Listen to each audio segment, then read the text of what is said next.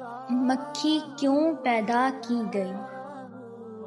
خراسان کا بادشاہ شکار کھیل کر واپس آنے کے بعد تخت پر بیٹھا تھا۔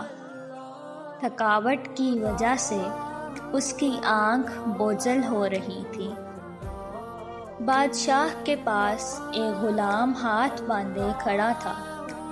بادشاہ کو سخت نیند آئی ہوئی تھی، مگر جب بھی اس کی آنکھیں بند ہوتیں تو ایک مکھی آ کر اس کی ناک پر بیٹھ جاتی، اور نیند اور بے خیالی کی وجہ سے بادشاہ مکھی کو مارنے کی کوشش کرتا، مگر اس کا ہاتھ اپنے ہی چہرے پر لگتا تھا اور وہ ہڑبڑا کر جاگ جاتا تھا۔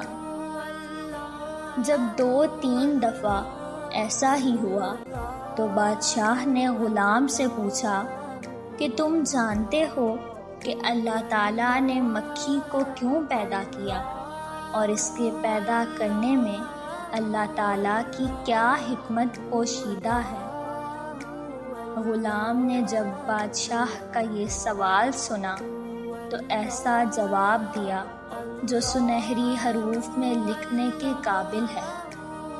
غلام نے جواب دیا، بادشاہ سلامت، اللہ تعالیٰ نے مکھی کو اس لیے پیدا کیا ہے کہ بادشاہوں اور سلطانوں کو یہ احساس کرواتا رہے کہ وہ خود کو کہیں خدا نہ سمجھ بیٹھیں، کیونکہ وہ خود سے ایک مکھی کو بھی قابو نہیں کر سکتے۔ دوستوں، امید کرتی ہوں کہ آپ کو میری آج کی ویڈیو بہت اچھی لگی ہوگی۔